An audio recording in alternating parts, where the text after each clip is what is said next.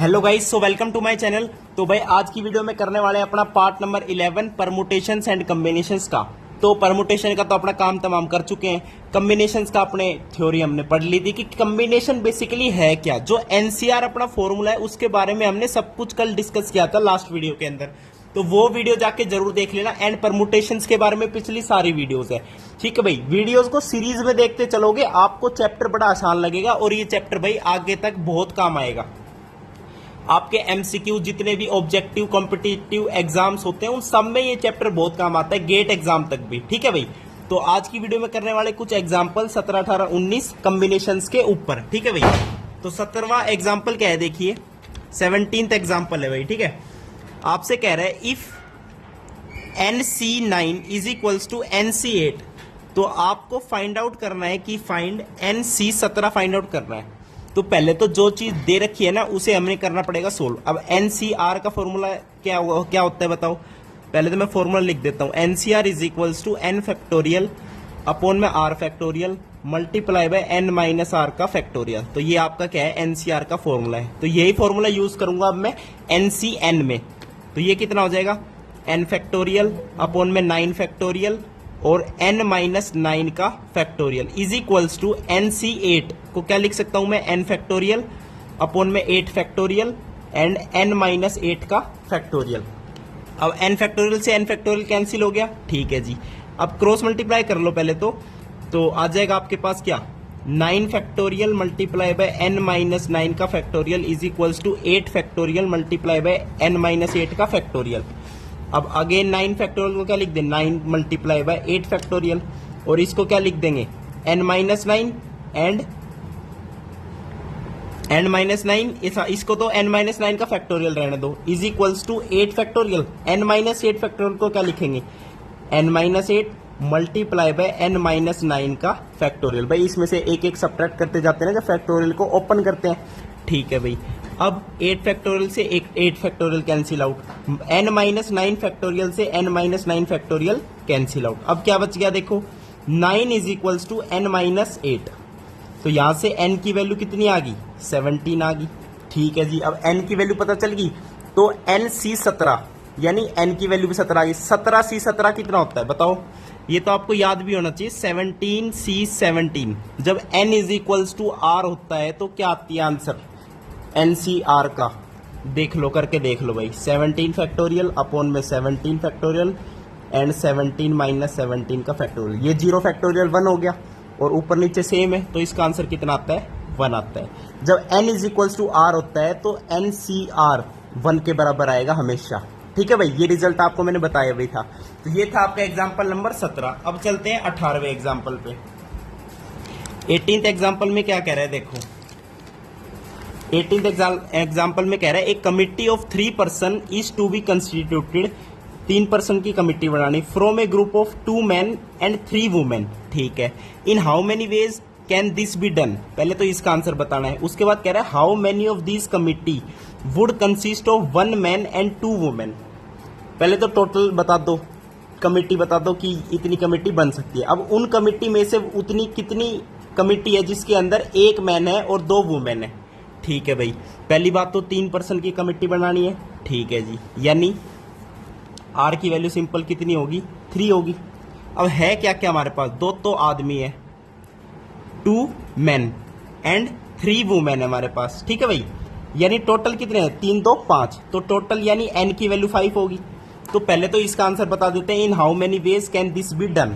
तो this can be done in how many ways बताना भाई, NCR बस 5CR इज 3, तो 5C 3 वेज में this can be done committee बन सकती है 3 पर्सन्स की, जिसमें मैन और वुमेन दोनों होंगे या सिर्फ मैन भी हो, मतलब इस तरीके से टोटल कमिटी बता दी मैंने। This can be done in 5C 3 ways. इसका आंसर निकाल लो पहले तो, 5 फैक्टोरियल अपॉन में 3 फैक्टोरियल एंड 2 फैक्टोरियल, ठीक है भाई। इसको लिख दो 5 multiply by 4 multiply by 3 factorial, नीचे आ गया 3 factorial multiply bye 2 factorial. 3 factorial से 3 फैक्टोरियल कैंसिल, 2 2 जा 4, 5 2 जा 10, तो 10 वेज में हम कमिटी बना सकते हैं। अब इन 10 कमिटीज में से हमें वो कमिटी बतानी है कि जिसके अंदर 1 मैन हो और 2 वुमेन हो, ठीक है भाई। यानी जो हमारे पास टोटल 2 मैन है उसके अंदर से तो हमें एक मैन चाहिए, यानी 2C1। अब n की वैल्यू 2 होगी और एक मैन चाहिए तो वो 1 हो गया r की वैल्यू, समझ गए।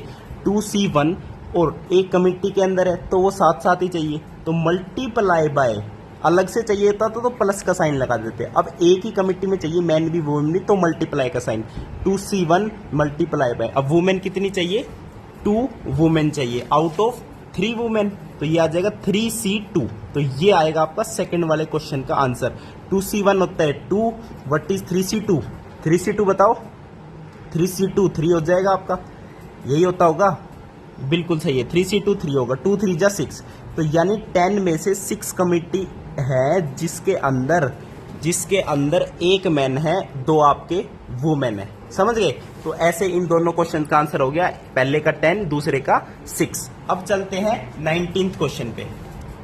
19th एग्जाम्पल आपका लास्ट एग्जाम्पल है, ठीक है भाई। उसके बाद आपकी एक्सरसाइज आएगी, वो अपनी नेक्स्ट वीडियो के अंदर करेंगे। चैनल ने भाई सब्सक्राइब जरूर कर लियो, एक नंबर से, ठीक है। एग्जाम्पल नंबर 19 देखो, ले भाई, what is the number of ways of choosing 4 cards. ये तो कार्ड्स की बात आ गई। From A pack of 52 playing cards, ठीक है। पहले तो बताओ number of ways of choosing 4 cards from A pack of 52 cards. तो n की वैल्यू 52, r की वैल्यू 4 कार्ड्स, 4 हो गई r की वैल्यू, यानी 52 कार्ड में 4 कार्ड निकालने। तो कितने तरीके से निकाल सकते हैं, 52C4।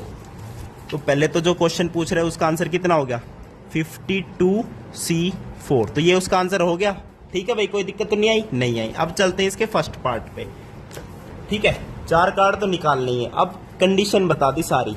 पहले में कह रहा है 4 जो कार्ड है वो सेम सूट के होने चाहिए, सेम सूट, ठीक है। ये सूट वो काला कोट पैंट वाला सूट नहीं है भाई, ठीक है भाई। कार्ड्स की बात कर रहे हैं तो ऑब्वियसली 13 के 4 सूट होते हैं, ये रेड रेड ब्लैक ब्लैक, ठीक है। अब कह रहा है कि सेम सूट के होने चाहिए, सेम सूट के, या तो चारों कार्ड इसके हो या इसके हो या इसके हो या इसके हो, समझ रहे हो मैं क्या बोल रहा हूं। या मतलब और मतलब प्लस, यानी 13 में से चारों के चारों होने चाहिए, या तो इस 13 के चारों के चारों हो, या फिर मतलब प्लस, या तो इसके हो या फिर इसके हो, 13C4, या फिर इसके हो 13C4, या फिर इसके हो 13C4। तो ये टोटल तरीके हो गए, total number of ways in which these 4 cards are belongs to same suit, समझ गए भाई। तो इसका आंसर मैं बता देता हूं आपको कितना आएगा। इसका आएगा 2860, इसका आंसर आएगा। और जो हमने ये जो जनरल निकाला था कि टोटल 52 कार्ड्स में से 4 कार्ड्स निकालने के कितने वेज है, इसका आंसर आपका आएगा कुछ, ये आएगा 270725, ये आपका आंसर आएगा। इसे आप सोल्व करके देखना, ठीक है भाई। एनसीआर का फॉर्मूला लगाना है और कुछ नहीं लगाना। अब चलते हैं सेकंड पार्ट पे। सेकंड पार्ट में क्या कह रहा है, 4 cards belong to 4 different suits. अब के चारों डिफरेंट सूट से बिलोंग करने चाहिए, यानी एक कार्ड इससे, एक कार्ड इससे, एक कार्ड इससे, एक कार्ड इससे, हो गए 4 सूट, 4 कार्ड हो गए, ठीक है। अब इससे सिर्फ एक चाहिए, 13 से एक चाहिए, तो 13C1।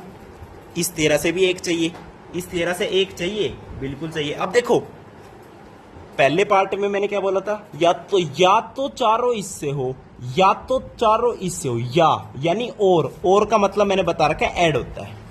अब भाई 4 कार्ड तो चाहिए ना। अब कह रहे हैं चारों डिफरेंट से होने चाहिए, यानी एक अगर इससे ले लिया तो दूसरा फिर इससे लो, और वो साथ साथ लेना है, क्योंकि 4 कार्ड तो निकालने ही है एक साथ। तो एक साथ निकालने के लिए अब होगी मल्टीप्लाई। ये नहीं कह रहा कि एक इससे हो या फिर एक इससे हो, ये या फिर वाला चक्कर नहीं है, ये है चाहिए ही चाहिए। 4 कार्ड तो भाई निकाले हैं, देख लो 52C4, तो एक इससे 13C1, एक इससे 13C1, एक इससे 13C1। तो ये आपका आएगा सेकंड पार्ट का आंसर, ठीक है भाई।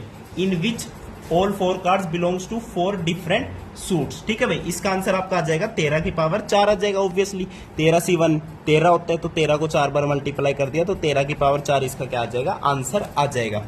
अब चलो थर्ड वाले पार्ट पे। थर्ड वाले में क्या कह रहा है भाई, देखो आर फेस कार्ड्स, जो चारों कार्ड है ना वो होने चाहिए फेस कार्ड्स। ले भाई फेस कार्ड की बात कर ली। अब फेस कार्ड कौन कौन से होते हैं, किंग, क्वीन, जैक, और भी कोई होता है फेस कार्ड, बताना। हो गए क्या फेस कार्ड और कोई भी? बताओ बताओ बताओ। फेस कार्ड होते हैं भाई सिर्फ ये, किंग, क्वीन और जैक। ठीक है भाई, अब देखो एक सेट है, 3 फेस कार्ड है, हर एक सेट में किंग भी है, क्वीन भी है, जैक भी है। तो एक सेट में 3, इसमें भी 3, इसमें भी 3, इसमें भी 3। तो टोटल कितने फेस कार्ड्स हो गए? 12 फेस कार्ड्स हो गए टोटल। 12 फेस कार्ड हो गए। ठीक है जी, अब इन 12 में से ही तो हमें ये 4 निकालने हैं। इसने क्या है, जो हम 4 कार्ड निकालेंगे वो फेस कार्ड होने चाहिए। तो सबसे पहली बात तो 12 में से 4 निकालने ही निकालने हैं, यानी 12C4 तो करने ही करने हैं। कोई दिक्कत?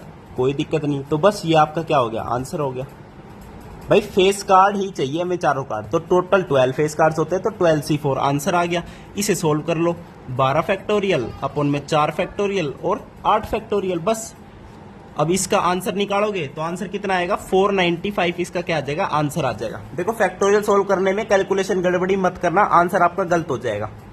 12C4 लिखना आसान है, लेकिन 495 निकालना मुश्किल है। बस इसमें कैलकुलेशन ही है इस चैप्टर के अंदर, और कुछ भी नहीं है। ठीक है, बाकी भाई फेस कार्ड निकालने थे, टोटल 12 फेस कार्ड, 12C4 इसका क्या आ गया, आंसर आ गया। अब चले फोर्थ पार्ट पे। फोर्थ पार्ट में कह रहा है 2 तो रेड कार्ड होने चाहिए, एंड देखो एंड इस बार इसने लिख दिया खुद, और एंड का मतलब होता है मल्टीप्लाई। बस 2 रेड कार्ड 2 ब्लैक कार्ड। अब देखना रेड कार्ड कितने होते हैं, 26 रेड कार्ड 26 ब्लैक कार्ड। तो 26 में से 2 एंड मतलब मल्टीप्लाई, और 26 में से ही 2, तो बस इसका आंसर सीधा का सीधा ये आएगा। और इसको सोल्व करोगे तो इसका आंसर आएगा आपका 10, 56, 25, 1,05,625। ठीक है भाई, तो ये आपका फोर्थ क्वेश्चन का आंसर हो गया। अब चलते हैं फिफ्थ वाले पार्ट पे। फिफ्थ पार्ट में क्या कह रहा है देख लो भाई, cards are of same colour. Cards are of same colour.